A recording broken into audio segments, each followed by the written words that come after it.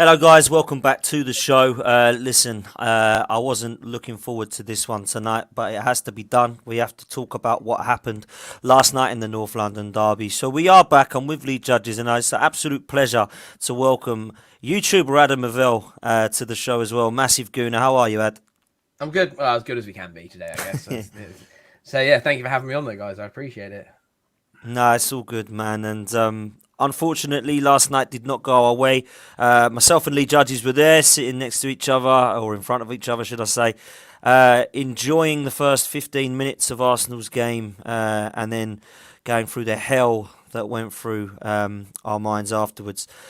Judges, I want to get straight into it, please, mate. What were your thoughts of last night, and can you take anything from it that can show some positives going into Newcastle and Everton, or is it all doom and gloom? Well, I've got to say, I absolutely enjoyed the first few hours of the day, and enjoyed going up there. Stadium's fantastic, by the way. It's a fantastic stadium. Everything everything I can think of went wrong, really. Like, it was the worst experience. I can't remember, Dan, the last time we got pumped by Spurs, and I mean pumped.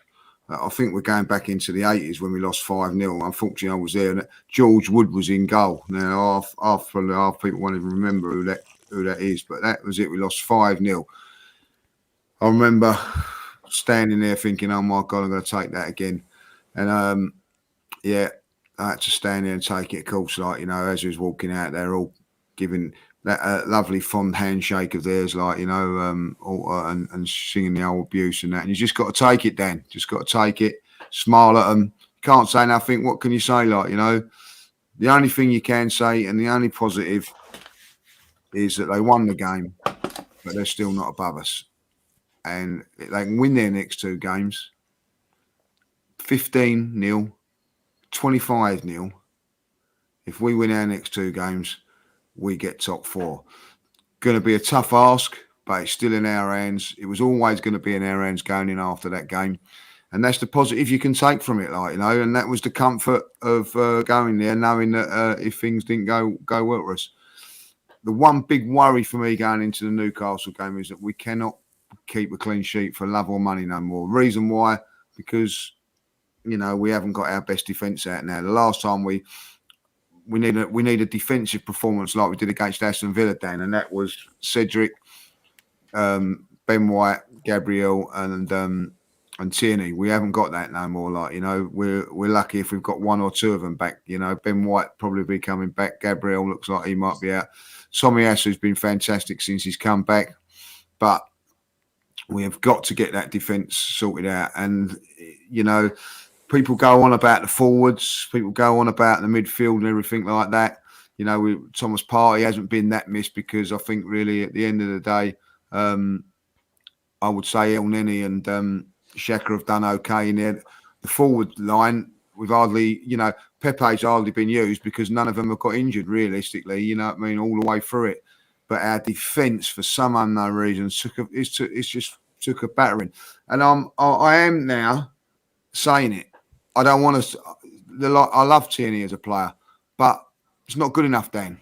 We've had half a season with no European football. He hasn't played half the games. I want a left back that's going to be reliable, a left back that's going to stay there for the whole season. I want centre halves that are going to stay there for the end of the season. And if they're not good enough and not fit enough to do that, I'm sorry. It don't matter how good he is and how much I love him and how much he runs around in the snow in a t-shirt. If he's not there when it matters to games like that last night, it's no good for us, because we're relying on people like Rob Holding yesterday and Cedric that have done very, very well for us. But when it comes up against class, and their two players are class, right, they couldn't cope. Rob Holding, made mistakes yesterday, whatever and all that. Why? Because he was getting the run around by a class player that, he done in there. In saying that, decisions yesterday went against us. I'm not saying it, I've just seen watching the playoff game. If you see the penalties, you've seen the push on that. You know what I mean? Referee's 5 yards away from it, doesn't give it. But the one gets given against us. So I'll tell you what, put them two up, clip them two up and go tell everyone which Spot was a the penalty and difference. which Yeah. wasn't. You know what I mean? Like, I know which one you go, A or B, and put £1 million on it, which one you think's a penalty. Everybody in this country would lose their £1 million. That's how piss poor that decision was last night, whether you think it's a penalty or not. The end of it, Holding, yes, should go. So should Son should have gone as well. Like, I've seen the elbow. Didn't see it. Like, I didn't even know it was down. No, Didn't even know same. it was there. Didn't even know about it until I see it today.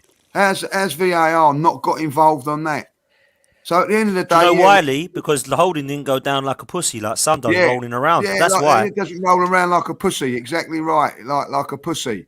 But is that naivety, or is that, you have to give? That's what he's like. Not just that, the commentators, I think it was Gary Neville and I can't remember who the main guy was, but they didn't even mention it. They showed it on a replay. They showed it in slow motion, and all they did was this little whoop noise when Rob Holding pushed him off. They didn't mention the elbow, and I couldn't believe they didn't say anything about it. I genuinely couldn't believe it.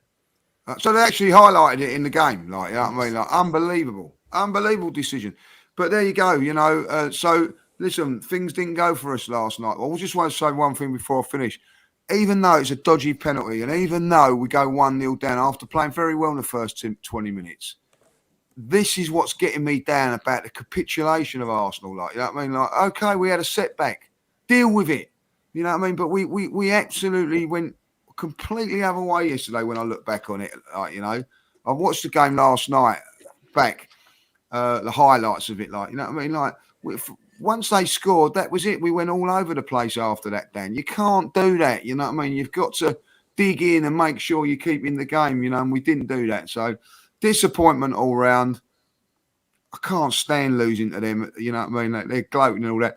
The one saving grace is that they can't gloat too much because they know, that, even yesterday, like they were saying, like, I was on the train and they was all taking the piss out of me and all that, like, you know what I mean? You have to just say, but they was all, in the end, they was all talking in Geordie accents because they know that they've got to rely on another team from up north.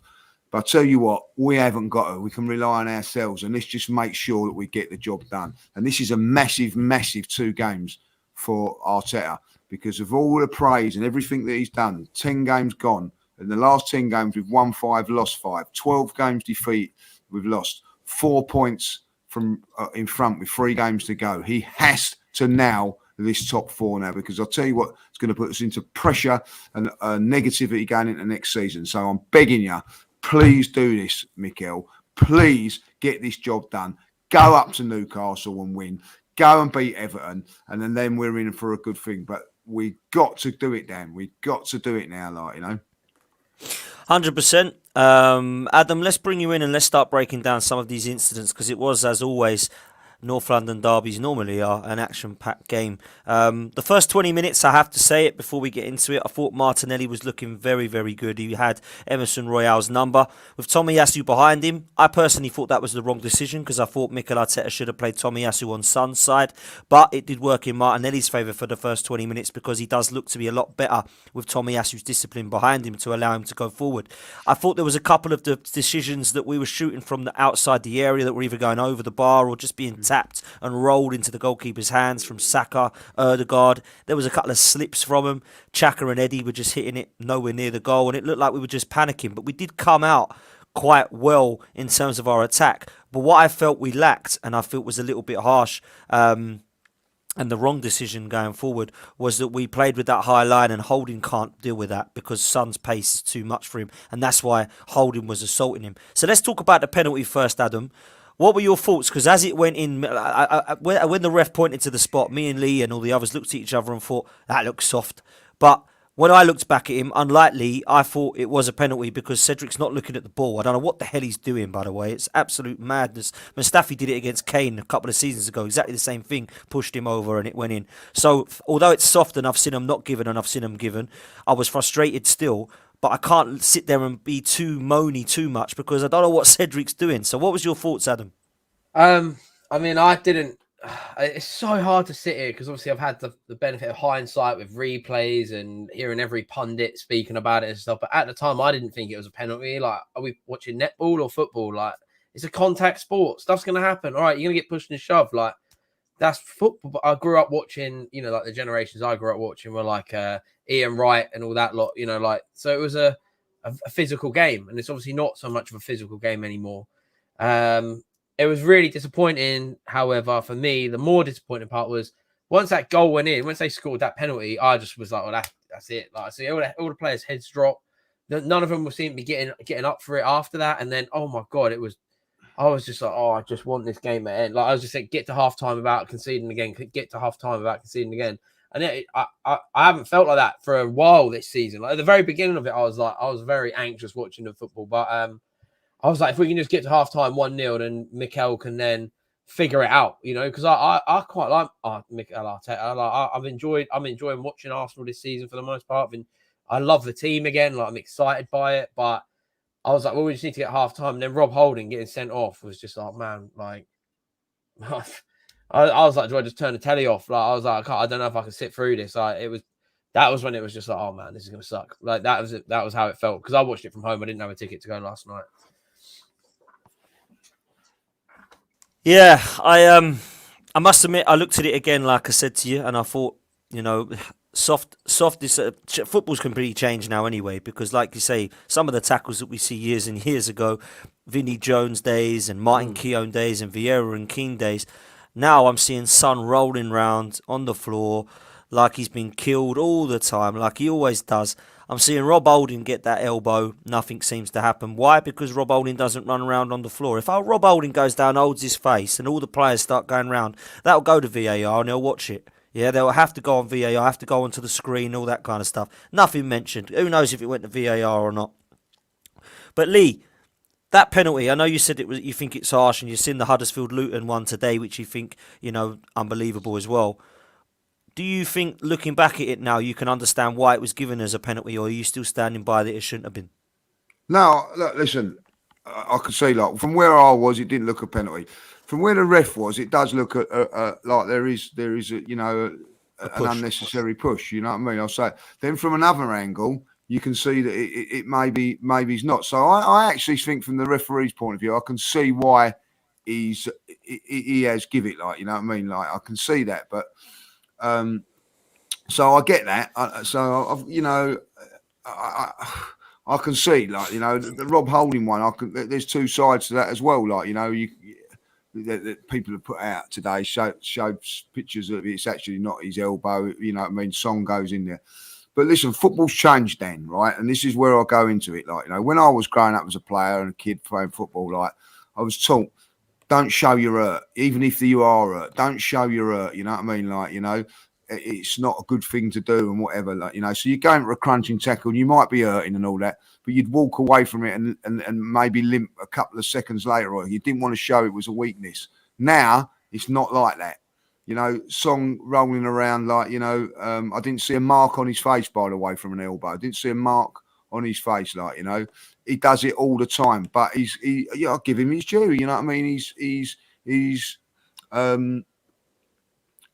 He's got the art. He's got it off to a T, and that's how it is. And it's dark arts to a certain degree, and I give him that straight away. Old Golden Boy's in the ear of the referee. Oh, that's a sending off. That, you know what I mean? Like, blah blah blah blah blah.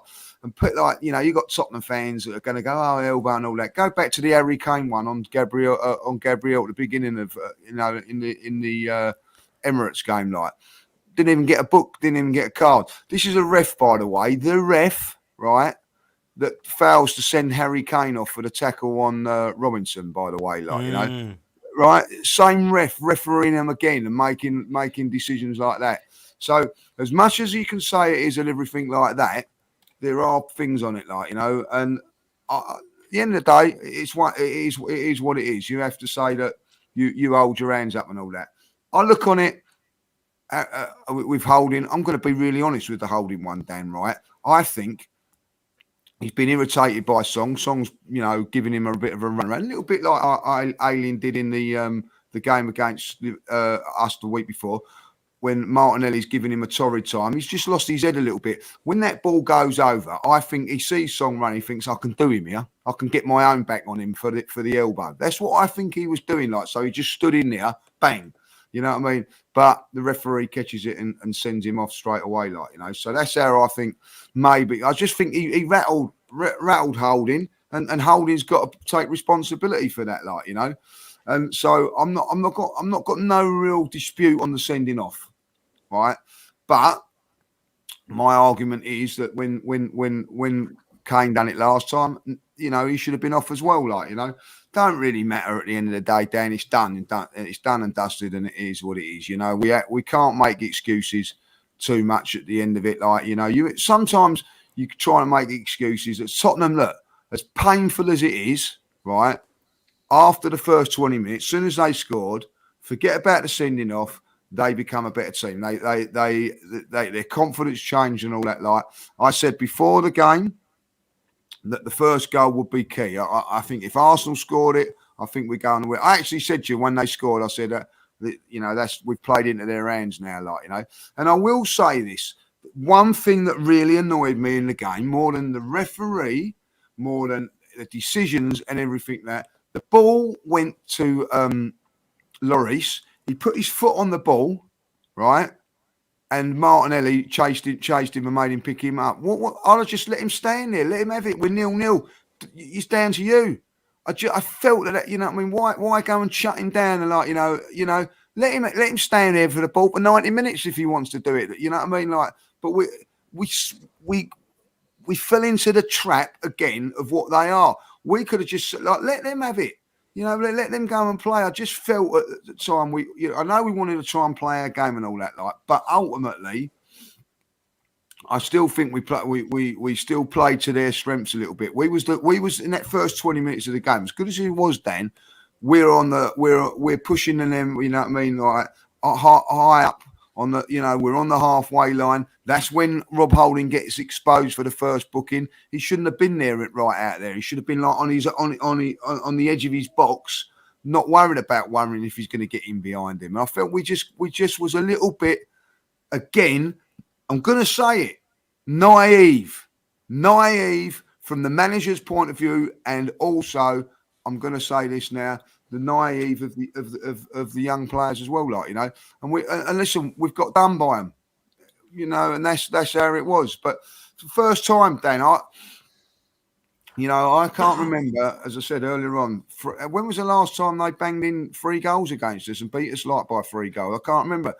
We've hit them 5-5, 4, and we've done it to that. I can't remember the last time Spurs. You know what I mean? And all the Spurs fans that are in the chat, like, let us know when was the last time you got more than 3 goals against us. I can't remember. So, again, Mikel Arteta has got to take some sort of blame for it as well. He has. It's another record, isn't it? Like, you know, and that was an hard watch, boys, at the end of it. Like, and I just got one more thing to say going on to it. Like, you know, I've seen a lot on Twitter today, and a lot of people slagging off Arsenal fans because they've left and whatever. Like, you know, from that point of view, if you go at that game yesterday and you're getting abuse and whatever, and you want to go, I think that's okay to go. You know what I mean? I'm not saying at half time like a lot of Arsenal fans did then, but, like, you know, 10, 15 minutes from the end. Now, it's all right for everybody to turn around and say, oh, like, you know, those Arsenal fans not staying there, but I turned the telly off. Like, Adam's turned the telly off. Fair enough. You know what I mean? I think it's everybody's right to do that. I know if I was watching that on telly though, I'd have turned that off, and I couldn't have bared that. You know what I mean? It was. I managed to sit through to the final whistle, but it was a tough watch, Adam. I turned off mentally. I turned off, leaving at the end of the day. Yeah, I turned off mentally. Listen, for that. When Tottenham lost to us 3-1 after, you know, I mean, like 60 minutes, they'd all gone. I remember when we was beating them 4-2 and the stadium was empty, and they come back with 4-4, and they was all trying to get back in. You know, the part of me always says never leave, but come on, like, you know, I don't think you should be criticising any Arsenal fan. You know, that was a tough watch today, like, you know. Yeah, it was last night, really tough, and you know, I don't like fans leaving. I don't like fans leaving early, but to leave it like when the third one went in, like 48 minutes, and I see people leaving, and I'm like, Come on, guys! Like this just. I know it's tough, but that is quite poor for me. When you get to like late 80 minutes and people want to go get their train early and it's a bad watch, fair play. But to leave that early is a bit crazy. Adam, I want to come to you on Mikel Arteta because a couple of things disappointed me in the way that he set up, and also the way that he handled this press conference at the end, or sorry, not his press conference, his interview on Sky was basically just a baby throwing a strop, blaming the referee and not blaming the players. And I know that he has to protect players in certain parts of the interview, but for me, Cedric and Holding need to look at himself there, but also he needs to look at himself in the way that he set us up. And what I mean by that is, I was watching it throughout the game and I didn't know why we were going gung-ho. I understood that we wanted to win the game, but we were really trying to go for it and leaving ourselves exposed. And this high line that we were playing, Rob Holding's not got the pace. Son was absolutely mullering him, and therefore Holding was just having to assault the kid 4 or 5 times to do anything to stop him. So of course, Rob Holding gets sent off, we give away a penalty, we ruin the game. And I said on my interview, you ask any Tottenham player at the start of this season, you're going to play Arsenal in your new stadium. We're not going to have Aubameyang. We're not going to have Partey. You're not going to have Tierney. We're going to have Eddie and Nketiah and Holding playing with El Neni in the middle. We're going to have hardly any fit wing-backs and a Bukayo Saka playing, who's definitely not fit, by the way.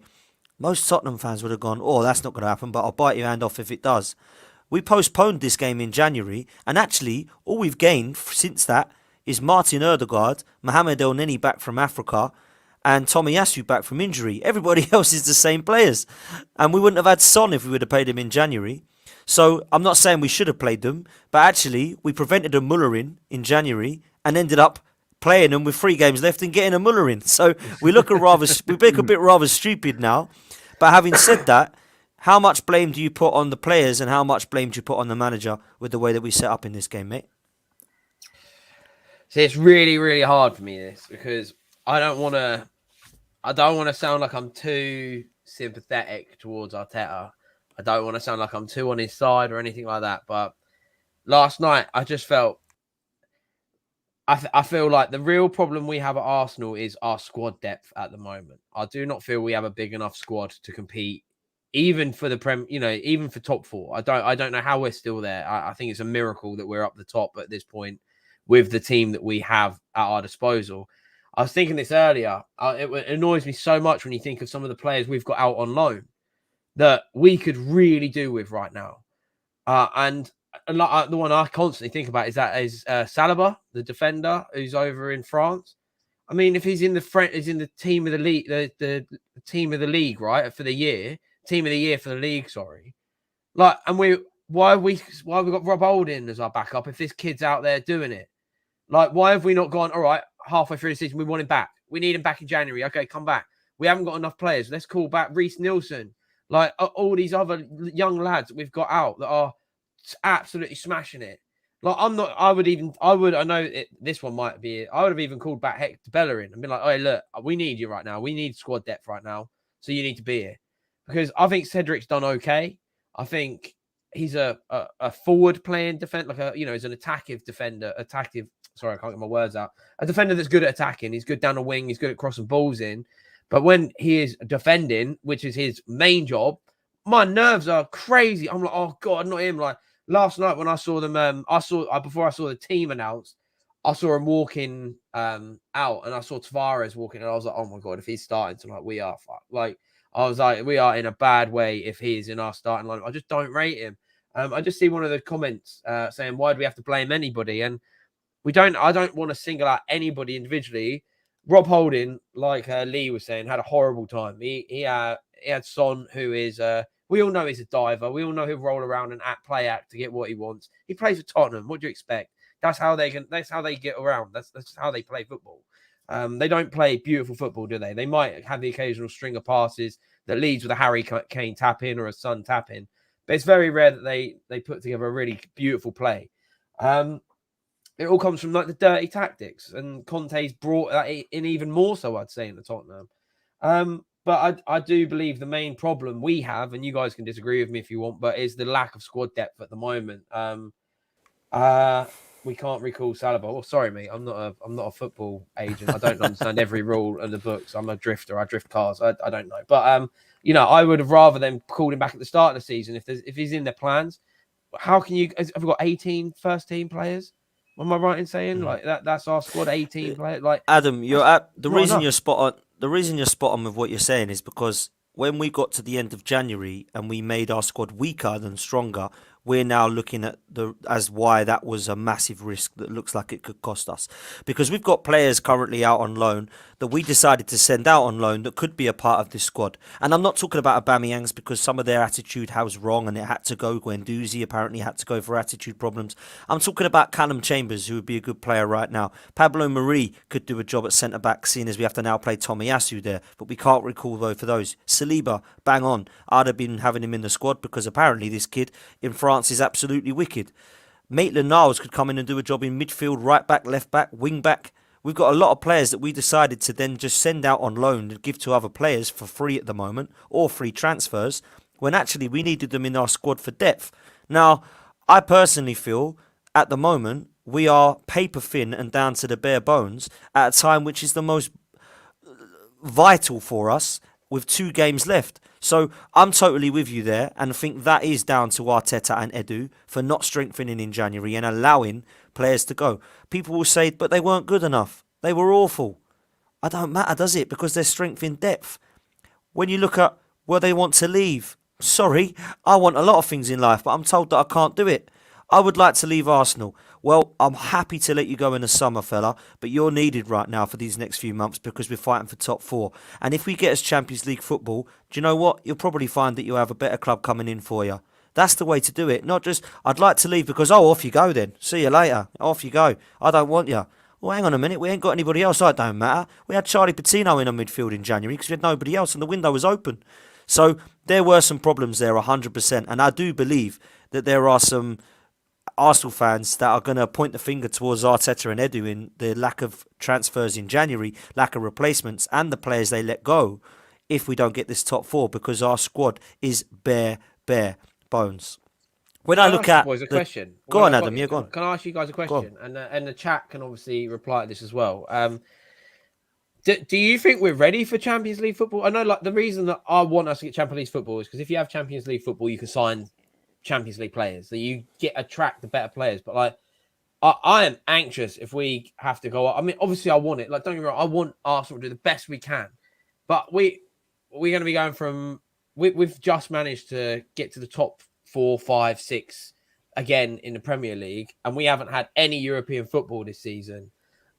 Are we ready for Champions League, or are we going to go and get destroyed? Because I went over to Bayern Munich when we lost. God, I can't even remember. 5-0, was it? 5? We were like 5-0 down in 25 minutes. I was there. I'd gone all the way, and I was like, wow, like, this sucks. Like, this is bad. I'm, like, marked, but we're not even ready for the FA Cup. Like, Arsenal did bottle it last night. We really did. I think like it showed that we're probably not ready for Champions League, and maybe Europa League is where we belong, and maybe that would help us progress then to be ready for Champions League, because it's all well and good being in it, but if you can't compete, is there any point? Like, that's like... And I think it's a good question, Adam, and I don't think this team is ready for Champions League. However, if we were to add the right recruitment in the summer and secure Champions League football, then it would give us a better chance of actually competing in it. And will we win the Champions League next season? I don't think we will. No, I don't think we will. Don't think we'll win the Premier League title either. But what we need is that Champions League football to secure us and take us to the next level so that our recruitment is good in the summer. Lee, what's your thoughts on this? No, I think that, listen, we're not ready at this moment in time because we've actually got a squad built for no European football this season. Well, that's why we've gone thin on it, because realistically, look how I look at it is Pepe's been hardly used. Why has he been hardly used? Because we ain't got the games. We ain't got the games like we would have in Europe and all that. So I do think that there was a reason why we've gone in with a thinner squad. And if you're a player, I don't know, just say for instance, Maitland-Niles, or let's take Saliba for instance. Like, how many games actually was you going to get this season in front of Ben White and Gabriel? How many games has Holding had this season? 6, 7. It ain't a lot. You know what I mean? The only one you would say that you'd want to have is the left back, because at the end of the day, I think Tavares has probably had more games if you think of earlier on in the season as well, and whatever. So I do get that, but ultimately, in the summer, we would do it. So I think that listen, we're still in a good position. Though people saying we're not out of this top four race by any stretch of the imagination. Win our next 2 games. We've got to dust ourselves down. Forget about this. A Spurs fan just said in the chat there, and I actually agree with that. Once they put it on us and scored, we did buckle a little bit. We buckled, you know what I mean? You can't argue with that. They put the pressure. We put the pressure on them in the first 20 minutes, and we've held it. You know what I mean? Like when they put the pressure on us, we did fold a little bit, not just with the penalty. Forget about the penalty if you think it's a penalty or not. Like, okay, it was a setback. You've got to be able to handle setbacks and all that. Dan, if I'll be honest, and Adam, we've had a lot of setbacks this season. How many times have we gone 1-0 down and not come back? That is something that we've got to address and we've got to look at. Things sometimes don't go your way. You find a way of coming through it. Like, not all the time, but if you're a really good side, you will find a way of getting back into that game or whatever. So ultimately, we didn't do that.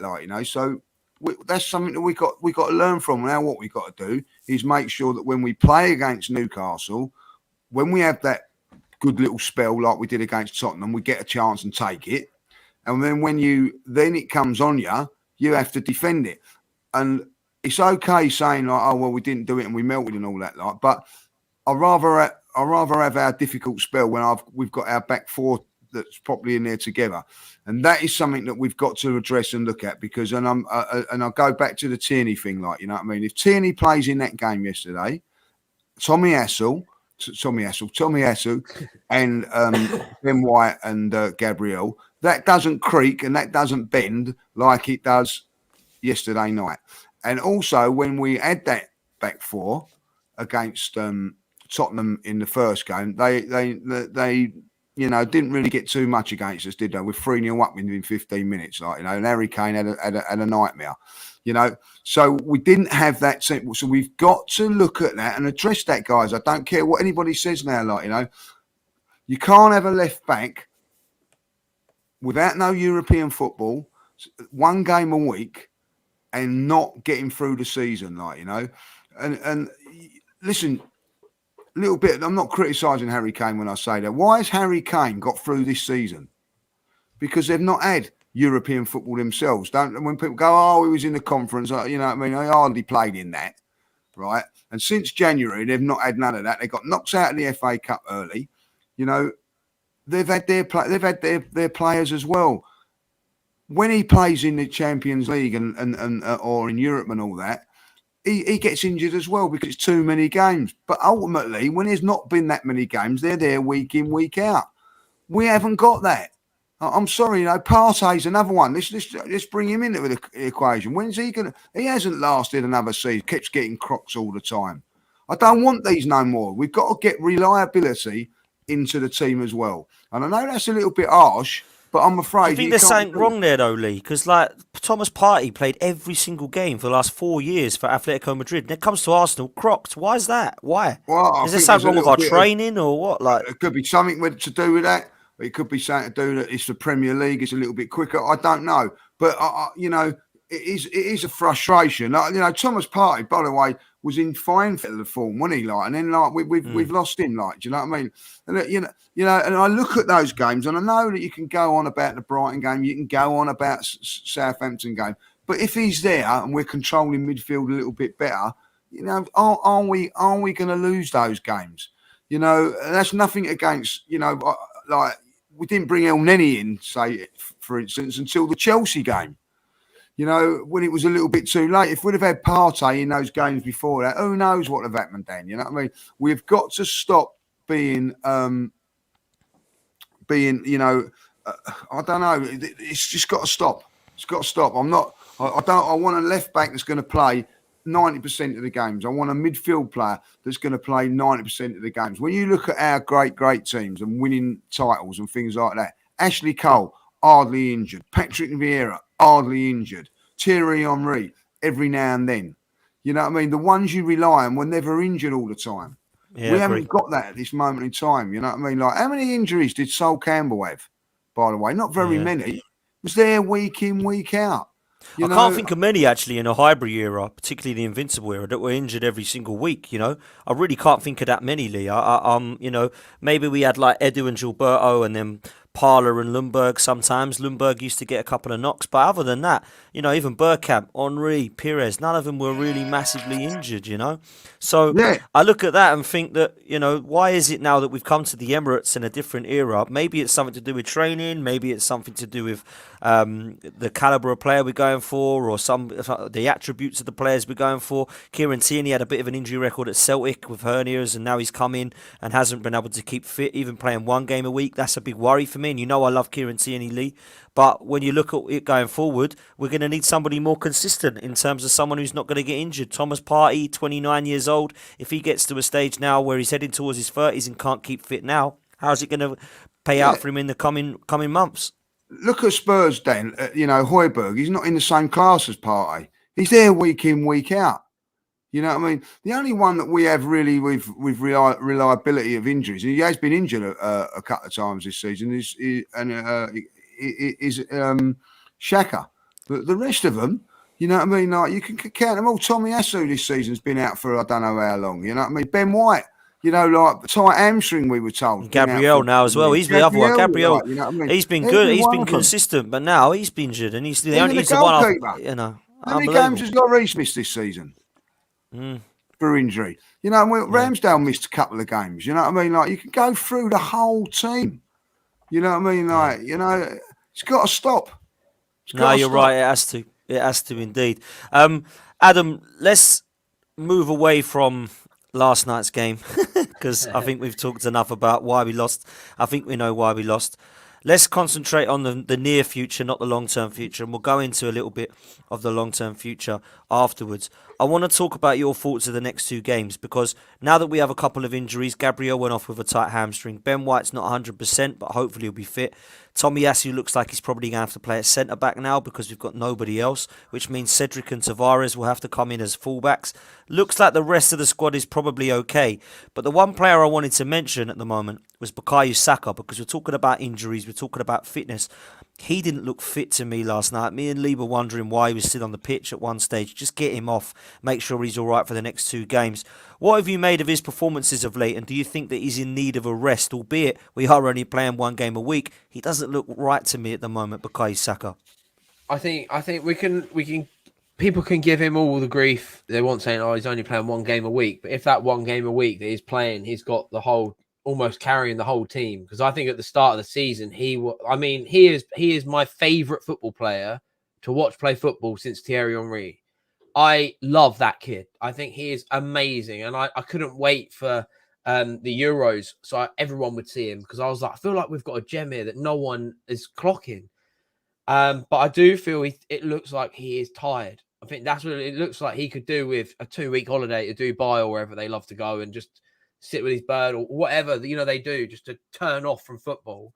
But I still feel like last night, I don't know if you guys have seen the replays, but I can't remember who it was that fouled him. But a guy grabbed his leg. I think that was just before they went and conceded the penalty.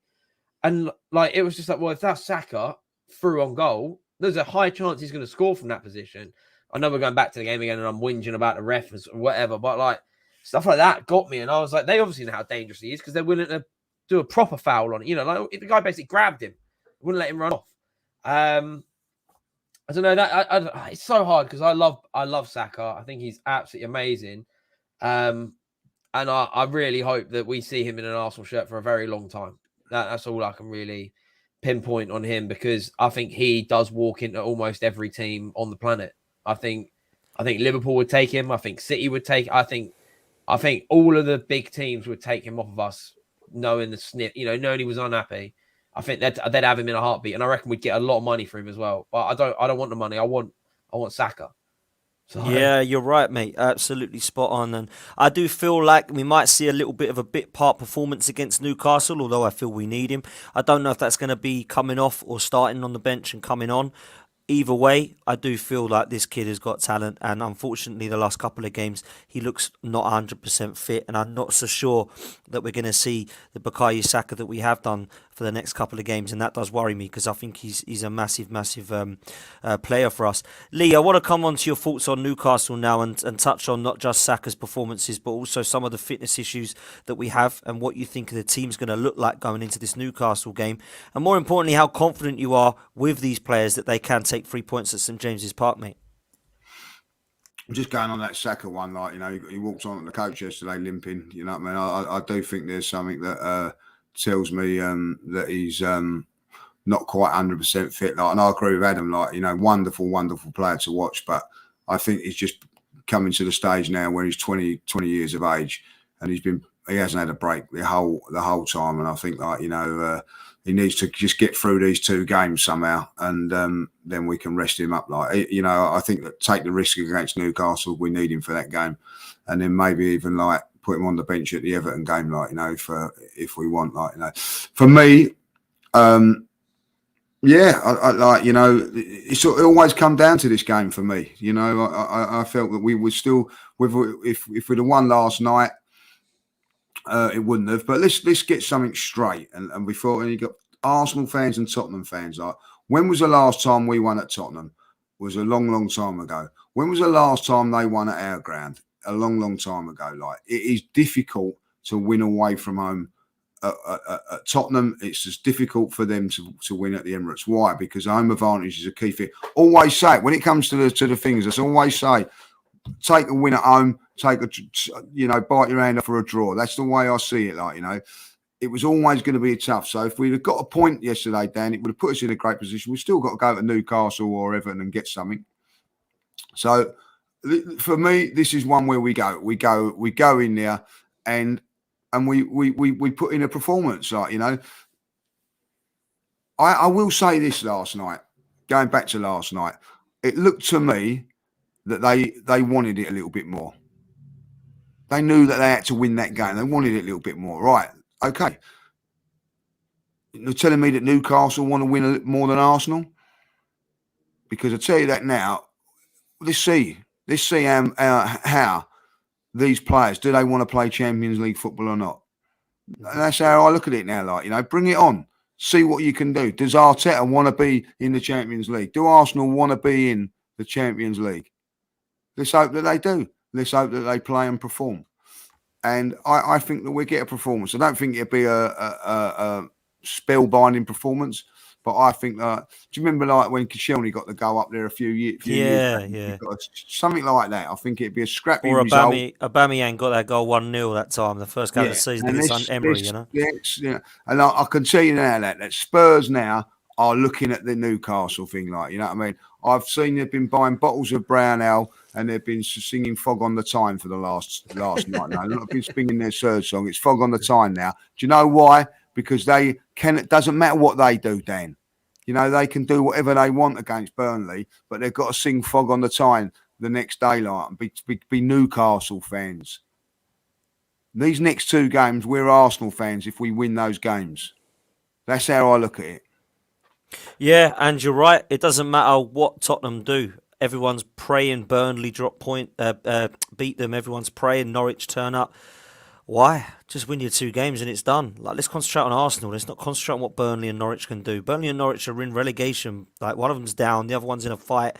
So yeah, they might want to give a little bit of pride, or they might want to be fighting for their lives. But I expect wholeheartedly Tottenham to beat both of those sides quite comfortably. Burnley at home, not going to be easy, but I think it'll be comfortable for Spurs the way they're banging in goals. Norwich away, last game of this season, they may want a bit of pride, but actually, I don't really think they've done enough, in my opinion, evidently this season to show that they can beat any of the big boys. So when I look at that, it looks to me as if they're both going to win. So what does that mean? It means we have to win both of ours. It's simple. So when we go to Newcastle, there's going to be some really hard players. Callum Wilson's back. He's a threat. Joe Linton in midfield. He's been brilliant for them. Bruno Guimaraes, the player we should have got in January. He's been fantastic and instrumental in their midfield. Saint Maximan, he's going to be a threat every time he goes forward.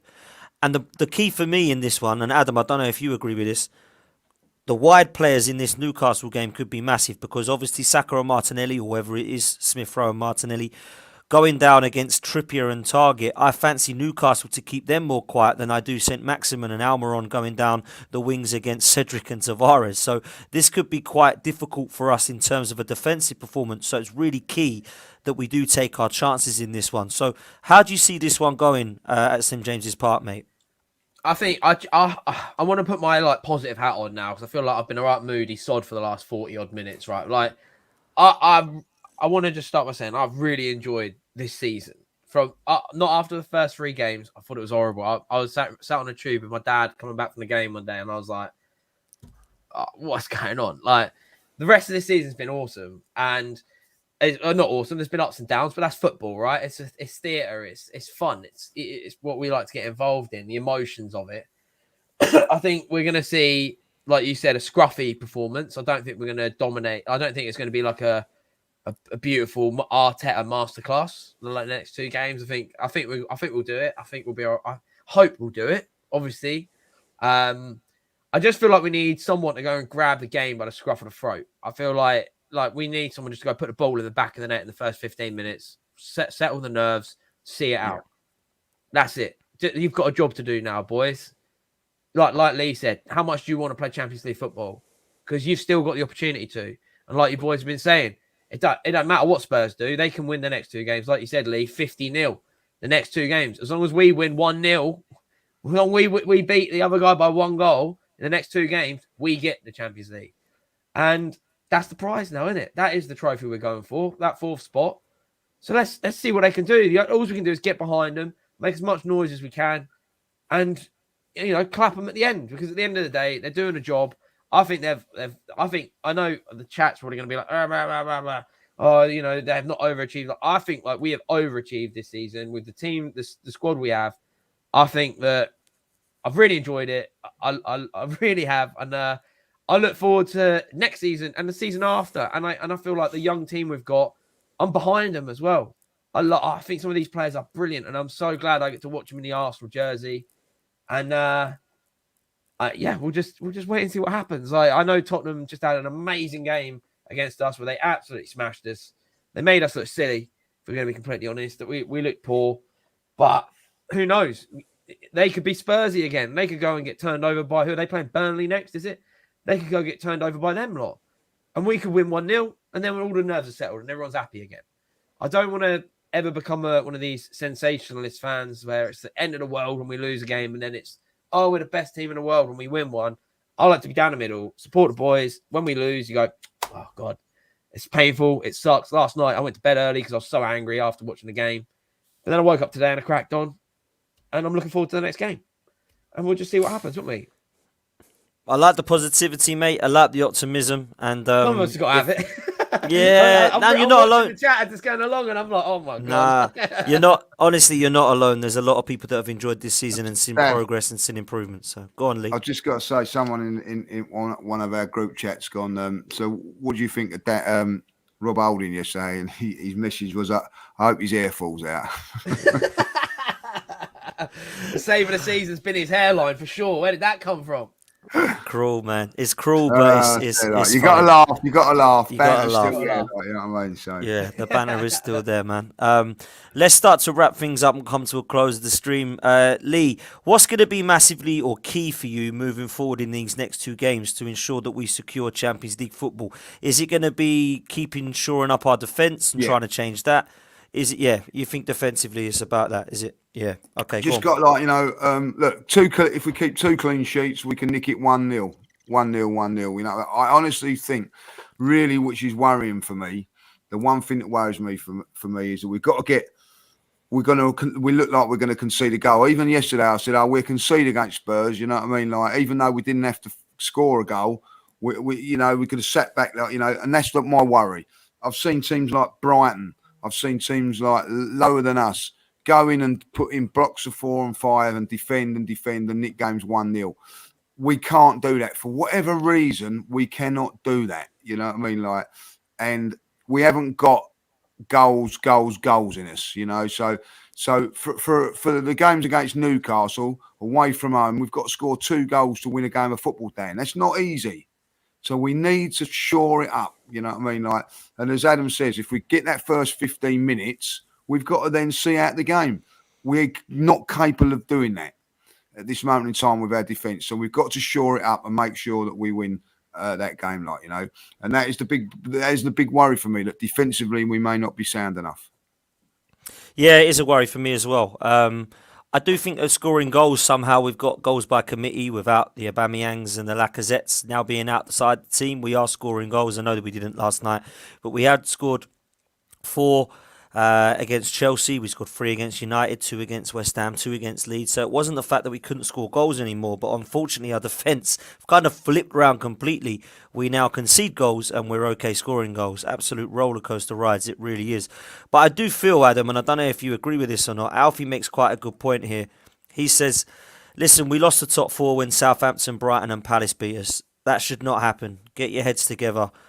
I actually agree with what you're saying there, because if we do not get the Champions League, I think those games will come back to haunt us massively, because looking back at the season, it wasn't the Man City defeats, the Liverpool defeats, the Chelsea defeats, the United at Old Trafford that's going to lose us top 4. It's the ones that we need to iron out next season, which is losing to Brentford away, not being able to beat Brighton or Palace in both legs this season, not being able to go to Burnley at home and take 3 points, losing to the Palaces, Southamptons and the Brightons in a row. Those kind of results are the ones that have hit me hard. Everton at Goodison Park away when they haven't won in 14 games. They're the sort of results that we need to iron out next season, and I think that is what's going to cost us Champions League football this season, not the Tottenham defeats, the City defeats, the Chelsea defeats. So that's what we've got to do now, is iron them out next season, surely, Adam. I struggle to agree with that comment completely, because he's saying top 4's lost. I mean, it isn't yet. We're still in 4th. Right now, as it sits. We might not be at the end of the season, but right now we are, and we've got 2 games left. If we win both of them, top 4's ours. I don't like this. I've been reading the comments the whole way through, and I don't think he's an Arsenal fan, because the chat he's been talking is all just gobbledygook. I feel like you are right, though. There's certain games but the problem is, I say this, the problem is it's the Premier League. We've got the best league on the planet. Look, you could have Man City, or you could have Tottenham go to Norwich on the last game of the season, and Norwich might win, even though they're down. They're going like that. That is how hard this league is we're in, and this is why the TV stations pay the most money, the sponsors pay the most money, the players get paid the most money, albeit maybe not like Messi and some of the other players that are standout superstars in these other leagues. But for the most part, we have the best league on the planet. So there is no easy game. And I think that's what shocks a lot of these superstars that come in. Look at how bad Lukaku's been most of this season for Chelsea. You know, like he's come back to the Premier League and he's struggled again. So I feel like we should be very lucky. We're very grateful. Look, Alfie's piped up again. Just gonna hate Arteta. Why'd you hate Arteta? The club's awesome again. A place to go. It's fun to go. We can cry all we want that we haven't got a sheikh that's paying for Arsenal to be the next Man City, or we can just remember that it's a football game and you support the club for whatever reason you've got for supporting the club. If you want to support only a team that wins, just be a glory hunter. Like all my old mates were Man United fans from back in the day. I only know 2 of them that still watch football that as Man United fans. I'm being serious. Like, if you want to be a glory hunter, there's plenty of teams that win a lot all the time, and they'll always turn over wins now because they're the cash cow for that family, or they're a good way for these billionaires to lose a bit of money tax-free. So I've supported the Arsenal 95% of my life. I'm going to support the Arsenal for 100% of the rest of it. Win or lose, I'll still be there. I'm a season ticket holder. I love going. I love donning the badge. I don't have any up in here because I do a lot of car stuff. So I've got the car-related stuff in here. But I've got every kit that goes back years. And that's the way it will stay. And I don't like to be this. I don't like it to ruin my day, even though it does sometimes. Last night, like I said, I watched it. I turned my telly off. I got angry for a bit and I went to bed. And then I woke up today and I'm like, right, I've got to crack on and look forward to the next one. Like you boys have been saying, you know, we've got this problem with defense again. We've got injuries. But I'm not going to be pulled into the Arteta out. I'm not going to be pulled into that because I think, like you guys said, his interviews last night were a bit odd. I don't think I agree with how he handled them, but it's not for me to tell that man how to handle his business. He's the manager of the Arsenal Football Club at the moment, and okay. Listen, that's great and well put there, Adam. I get why people don't like Mikel Arteta. I get why people are not convinced about him, but at this moment in time, if we lose to Newcastle, the top four's gone, but it ain't at the moment. We're still in with it at this moment in time. So for me, the top four is on until after Monday. We'll see what happens on Monday. If we win, top four's definitely on. If we lose, it's not. It's good night. We know that. So that there's a defining thing. Win, and there's a 99. I think it'd be like 80% chance that we're going to get Champions League. You know what I mean? 2% chance if we don't win. It's as simple as that, And until that happens on Monday night, we've just got to believe that this team's going to turn up and do it. And I'm with Adam, you know what I mean? You've got to support Arsenal through thick and thin. Now, and I always will do. That doesn't mean to say, though, that you don't have to back the manager. If you don't want to sing the song, you don't have to do that. And if you want to, you support the team how you want to. And I don't think anybody's got a right to tell you what to do. No one's got the right to tell you to sing a song. No one's got to tell you the right to say you don't have to leave after 45 minutes. That is the way it is. I'm sure that the Mikel Arteta fan, Dan's not a Mikel Arteta fan. We know that. But I tell you this now, he wants Arsenal to win games, and I'm sure everybody else does as well. And then that's how it is, But listen, we're still in with a chance, whether you like Mikel Arteta or not. It's Arsenal Football Club. That's what's the important. The red and white, the Gunners badge. Let's get behind the team. Let's get the job done in Newcastle, and let's enjoy the summer, knowing where we're going to be, because I cannot take another summer with them being above us, and that's one of the reasons why I want top four. I'll be as passionate as I am now if we was battling it out 6th and 7th. Do you know what I mean? I don't care. I want to get above them. We've got an opportunity to get above them. Let's do it. Yeah, I think you're right, mate. And you're bang on about how you should support the club. There's no right or wrong way. You do it how you want to do it. You're an Arsenal fan, so if you want to go to games, you go to games. You want to go to games, don't go to games. You want to sing at games, you don't want to sing at games. You want to support the manager and back him by saying he's the best thing since sliced bread, or if you want to question his tactics and criticise when he loses, I don't care. As long as you back up your opinions as to why you believe that way is true, I'll have a chat with you about it and debate it 100%. Guys, it's been really enjoyable. Sorry, Adam, go on, you're going to come in. Yeah, I was just going to say, do you not think we're all just that little bit more frustrated because it would have been so good to get top four at their ground, wouldn't it? I think painful, that's the crux of it. It's so annoying because it could have been such a great night, but never mind. It's one of them things.